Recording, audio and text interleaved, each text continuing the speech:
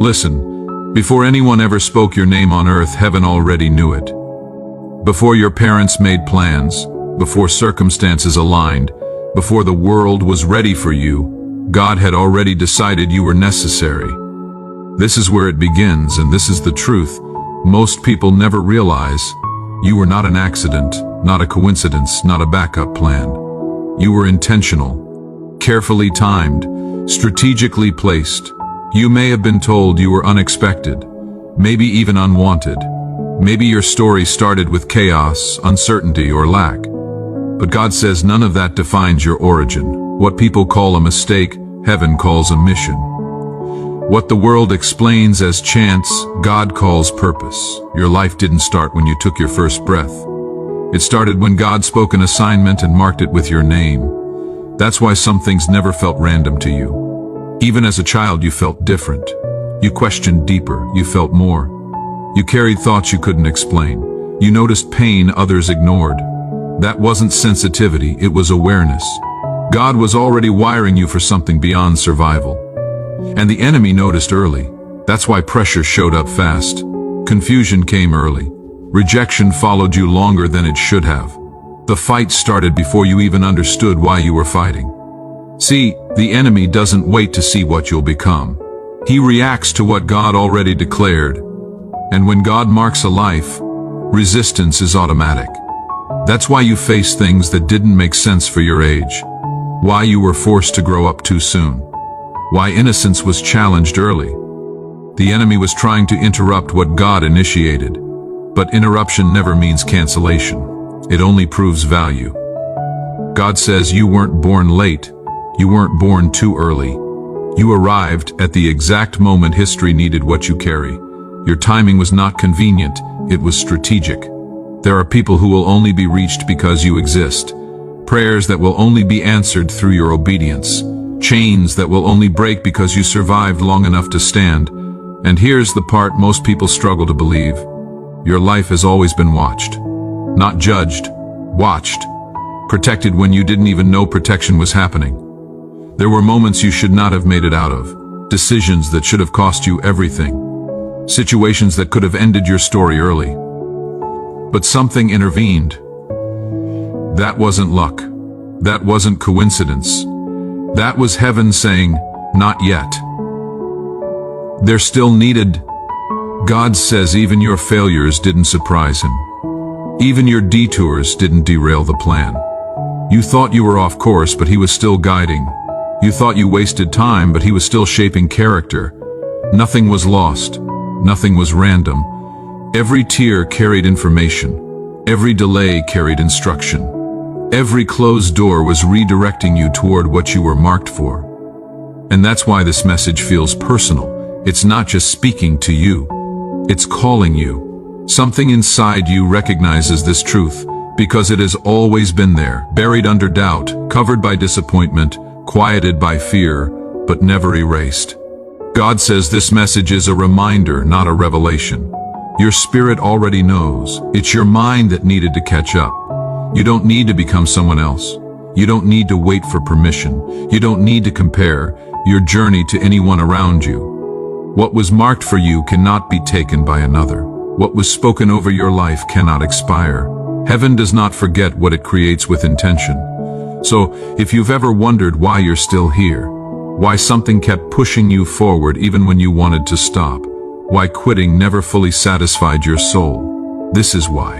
You were marked before you were born, protected through what should have destroyed you, and preserved for what's about to unfold. And if this message found you today, understand this clearly. God is reminding you who you are, because the next season will require you to walk like someone who knows they were chosen.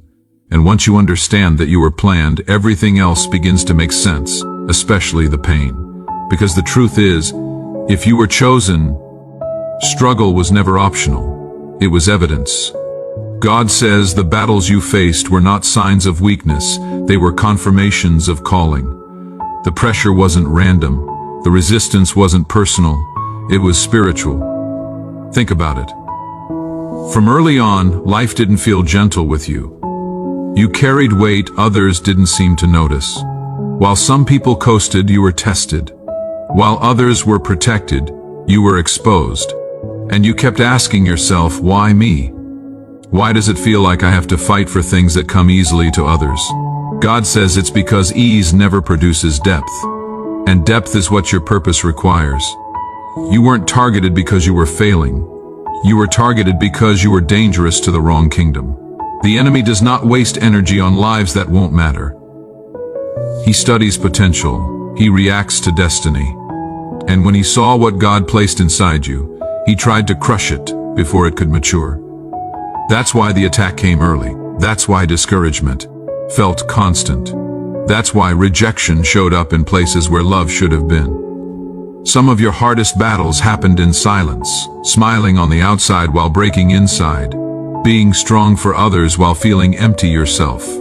You learned how to survive before you learned how to dream, and God says that wasn't by accident. You were being trained to carry weight without dropping it, to walk through fire without losing compassion, to endure pressure without becoming bitter.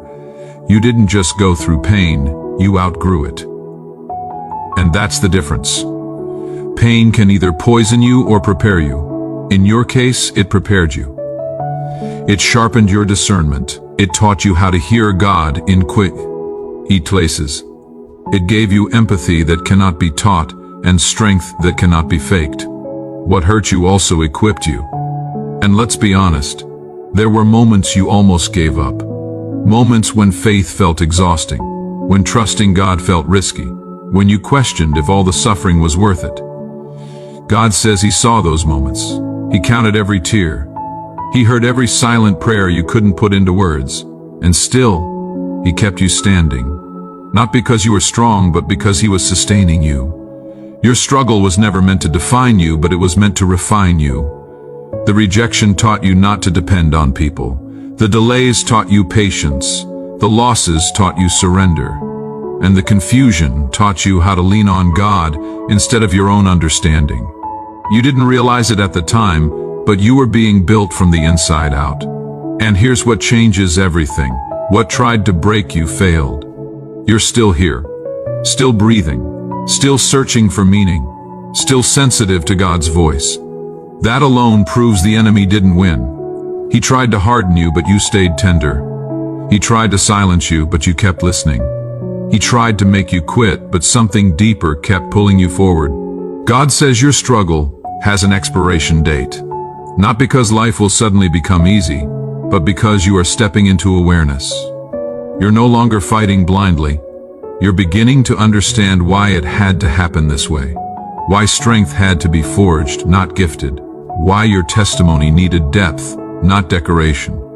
So if you've ever felt like life trained you through fire, if you've ever wondered why your road was harder, hear this clearly. Each struggle wasn't proof that God forgot you. It was proof that heaven invested deeply in who you're becoming. And the very things that tried to stop you will soon become the evidence that you were always chosen. And now comes the moment when something begins to stir inside you, because this is where awareness turns into awakening.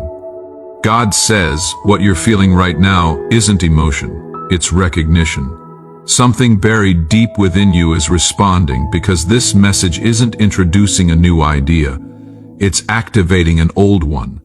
One that was placed inside you before fear touched it, before life tried to silence it, before disappointment taught you to lower your expectations. There was a time when you felt it clearly, a sense of purpose you couldn't explain, a pull towards something greater than comfort or routine. As a child, you imagined more, you believed more was possible. But life happened. Words were spoken, doors closed, trust was broken. And slowly that inner fire learned how to go quiet, not because it died, but because it was waiting for the right moment to rise again. God says that moment is now. You didn't lose your calling, you paused it. You didn't miss your purpose, you protected it. Because if it had fully emerged back then, it would have been crushed by people who couldn't understand it, or environments that couldn't sustain it. So God hid it inside you, beneath survival, beneath responsibility, beneath the version of you that learned how to function instead of dream. That's why rest never truly refreshed you. Why success without meaning felt empty. Why distractions worked for a while but never satisfied your soul. You weren't bored, you were misaligned. You weren't ungrateful, you were underused. Your spirit knew there was more, even when your mind tried to settle. And now through this message, God is gently pulling back the cover. Not rushing, not forcing, just reminding. The discomfort you feel isn't fear, it's awakening. The restlessness isn't confusion, it's movement.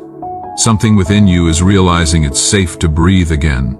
You may not know exactly what it looks like yet. That's okay. Awakening always begins before clarity. First comes the stirring, then comes the courage. God doesn't reveal the entire picture at once. He reveals just enough to require faith. And right now, what He's restoring isn't your future. It's your belief that your future still exists. You didn't imagine that calling. You didn't make it up. It wasn't wishful thinking. It was a divine deposit. And even though life tried to override it with labels like too much, not enough, unrealistic, or too late, God says none of those words came from Him. What He planted, He protects. What He begins, He completes. That's why this message feels personal.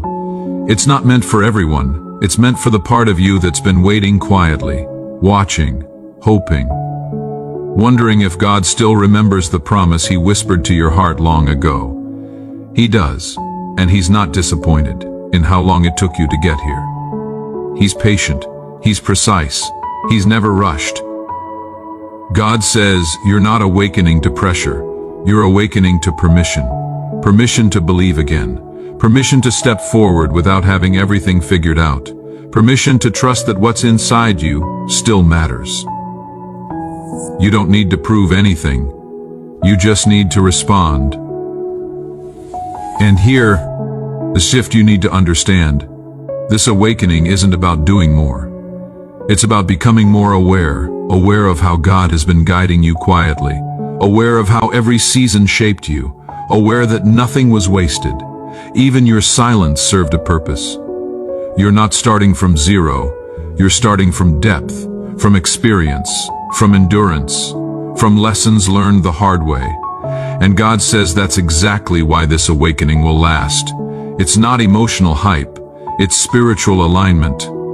So if something inside you feels like it's waking up, if your heart feels strangely heavy and hopeful at the same time, if you sense that you're standing at the edge of something unseen, don't ignore it. That's not fear pulling you forward. That's the calling inside you remembering its name. And as that calling begins to wake up, the next question rises almost immediately.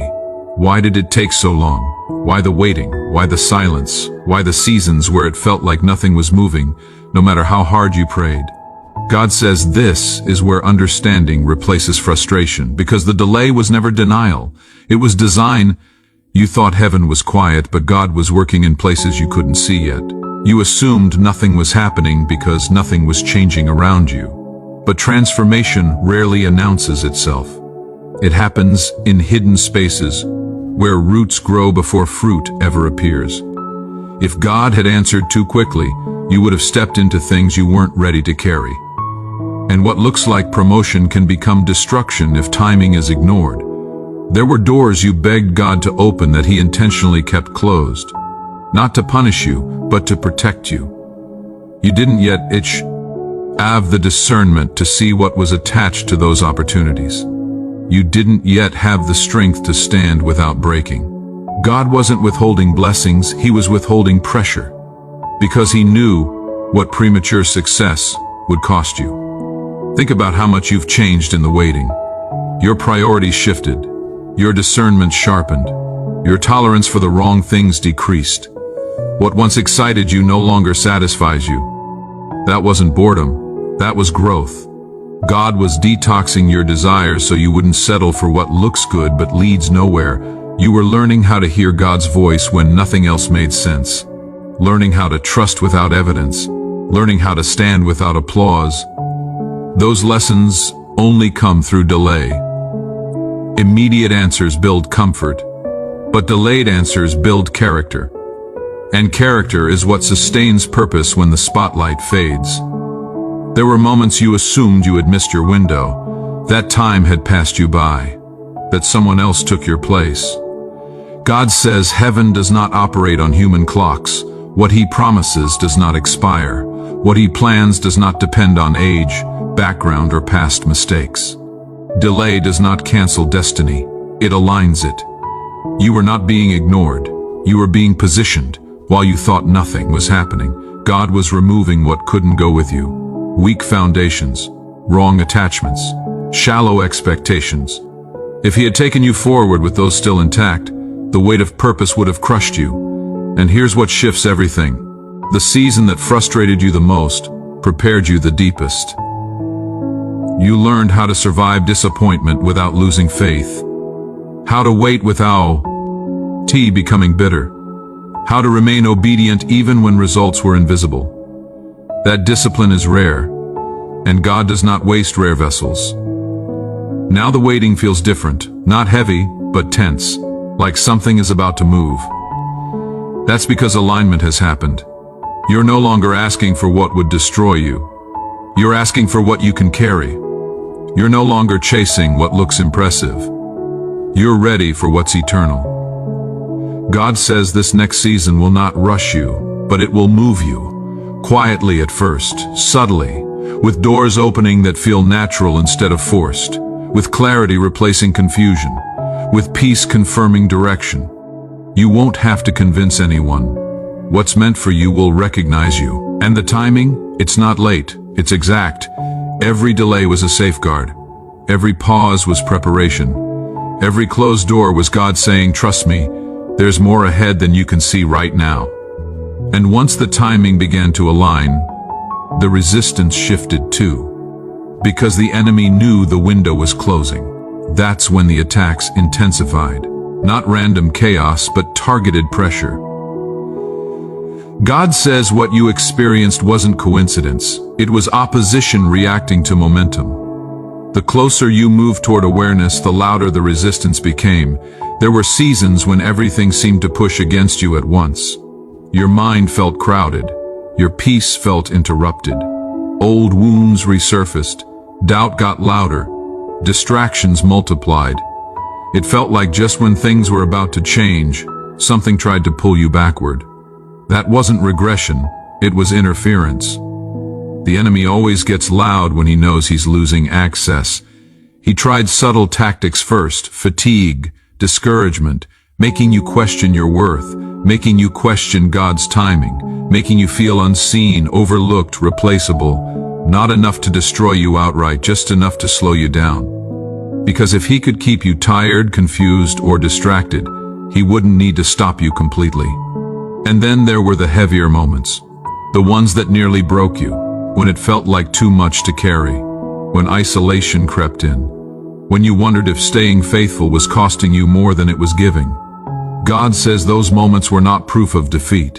They were evidence of proximity. You were closer than you realized. The enemy attacked your mind because he couldn't touch what God sealed in your spirit. He tried to rewrite your story with lies, telling you were behind, forgotten, disqualified. But lies only work when truth is unknown. And even when you didn't have the words, something in you resisted full. Why believing them? That resistance wasn't strength. It was identity. You survived things you shouldn't have survived. Mentally, emotionally, spiritually. There were nights you went to bed overwhelmed and woke up still standing.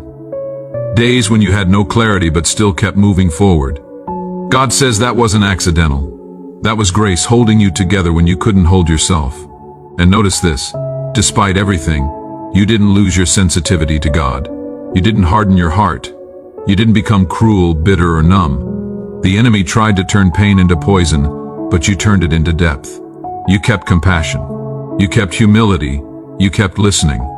That alone tells the story of who really won. The attacks weren't meant to stop you forever, just long enough for you to doubt yourself. But doubt never removed your calling. It only delayed your confidence. And even in delay, God was strengthening you, teaching you how to stand without external validation, teaching you how to move even when fear was present, teaching you how to trust His voice over every other noise. You didn't realize it, but you were learning spiritual authority, Authority isn't loud, it's steady. It's the ability to remain grounded when pressure increases. And now, the very things that once shook you no longer hold the same power. What used to overwhelm you now only reminds you how far you've come. God says the enemy failed, not because he didn't try, but because he underestimated what God built in you. He thought pain would silence you. It didn't. He thought delay would discourage you. It refined you. He thought confusion would derail you. It pushed you deeper into dependence on God. And now, tactics feel repetitive, predictable, less effective, because awareness has replaced fear. You're no longer surprised by resistance. You recognize it, you understand it, and understanding removes power. What once felt like survival is becoming strength. What once felt like attack is becoming testimony. God says the enemy is out of options because the version of you he fought so hard to destroy is the very version God is about to use. You didn't just endure the opposition, you outlasted it. And that means the season of being attacked is giving way to the season of being established. And now, this is where everything converges, not in noise, not in spectacle, but in clarity. God says this is the moment where survival turns into assignment. You didn't endure all of that just to make it through.